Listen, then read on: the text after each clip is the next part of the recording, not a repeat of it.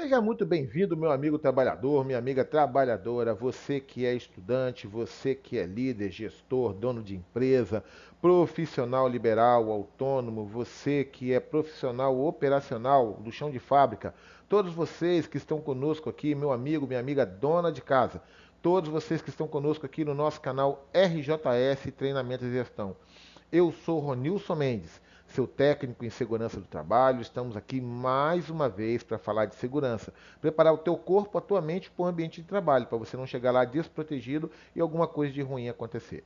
Lembrando você que está conosco pelo YouTube, não deixe de se inscrever em nosso canal, ativar o sininho das notificações, deixar o teu like para que o YouTube entenda que esse canal traz conteúdo do bem, traz conteúdo produtivo, traz conteúdo para o seu benefício, para o seu crescimento e possa divulgar esse conteúdo para outras pessoas.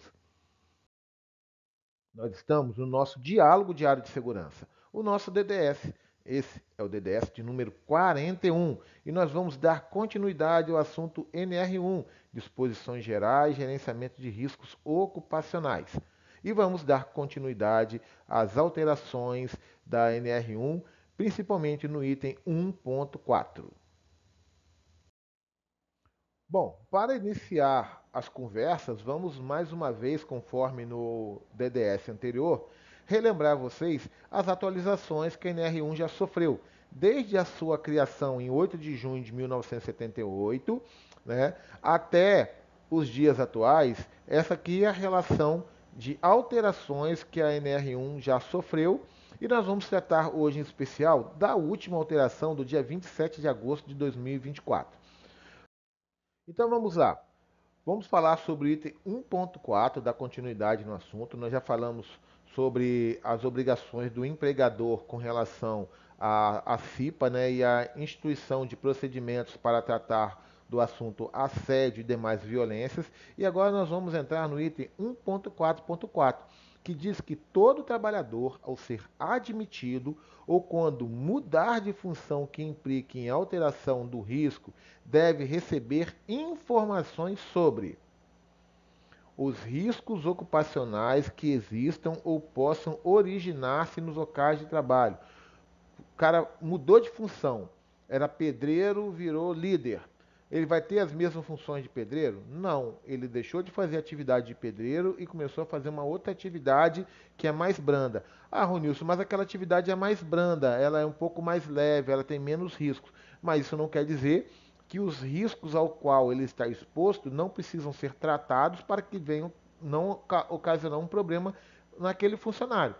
O cara saiu do chão de fábrica, era faxineiro, era operacional, era operador de uma máquina e foi para um escritório, para uma atividade burocrática, uma atividade administrativa. Ah, ele saiu do risco da máquina, mas ele entrou nos riscos inerentes a atividades administrativas, principalmente aqueles relacionados à NR17, a ergonomia. Então é muito importante que essa transição seja feita também no momento que o funcionário mude de função. Meios para prevenir e controlar tais riscos. Quais são os EPIs, quais são os EPCs, quais são os procedimentos, tudo aquilo que pode implicar no desenvolvimento do profissional tem que ser informado a ele.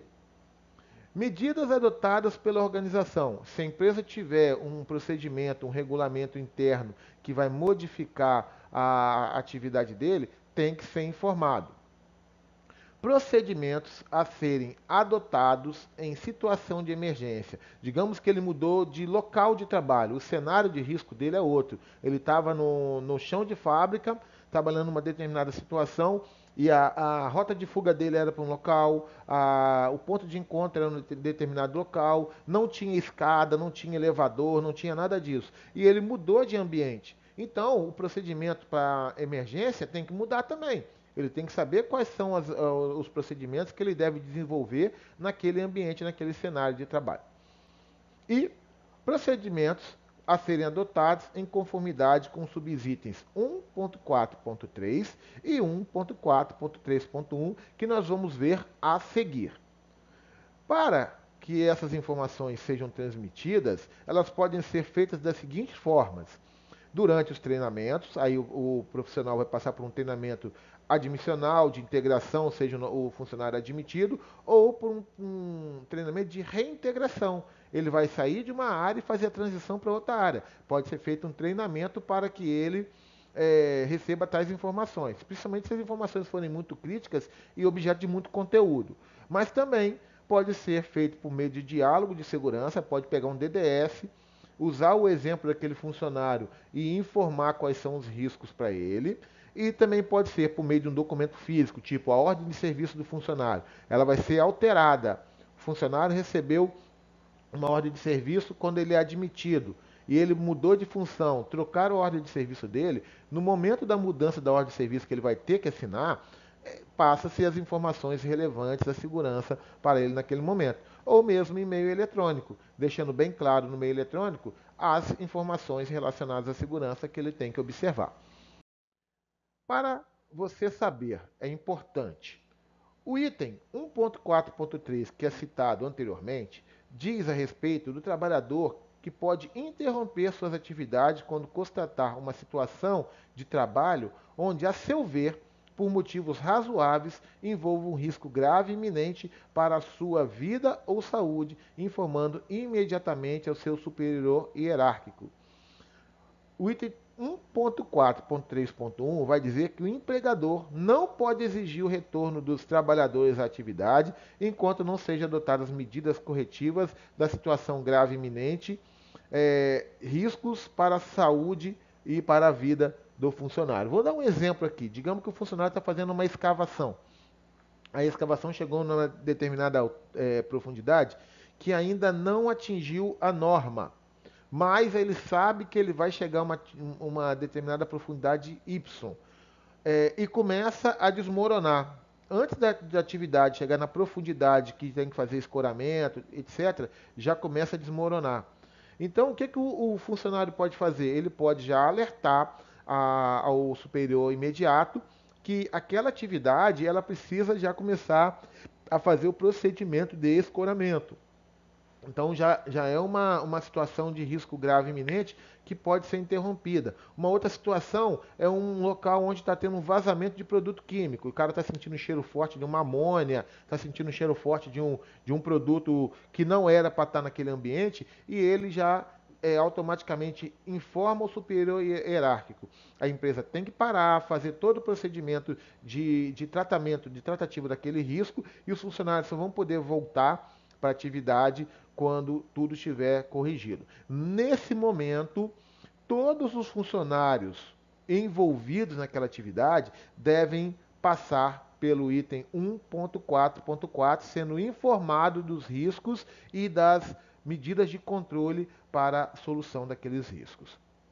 É importante também saber que o trabalhador deve ser protegido de consequências injustificadas em decorrência da interrupção prevista no caput do item 1.4.3, ou seja, o cara parou a atividade porque ele viu um risco grave iminente. Óbvio que daqui a pouco eu vou dar um ênfase nesse assunto.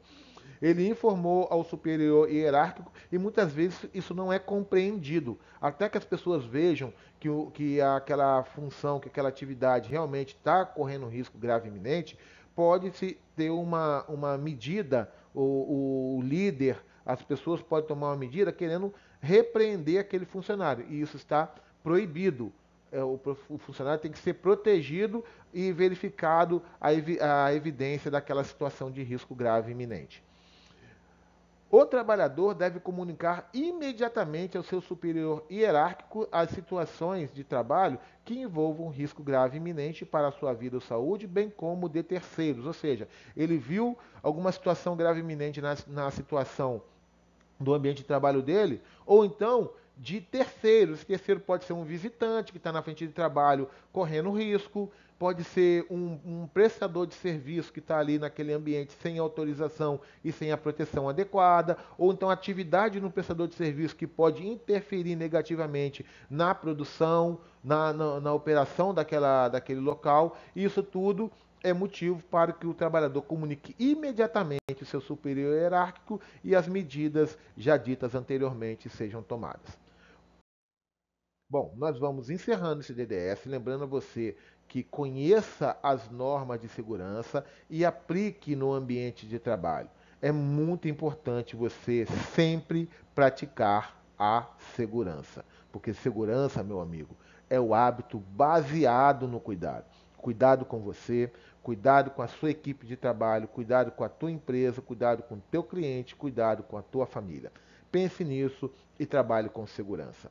Nós vamos nos despedindo. Eu já agradeço vocês pela atenção. Peço a proteção de Deus para a sua vida durante esse dia. Lembro a vocês que se inscrevam no nosso canal no YouTube, ative o sininho das notificações, deixe o seu like para que o YouTube transmita esse conteúdo para outras pessoas. Deixo para vocês também o meu e-mail, rjs.treinamentos.gestão@gmail.com. Em caso de dúvida, em caso de interesse, entre em contato com a gente. Vamos fazer um trabalho juntos. Vamos trabalhar em prol da segurança. Nós nos despedimos agora e nos vemos no próximo DDS. Tchau, tchau e até a próxima!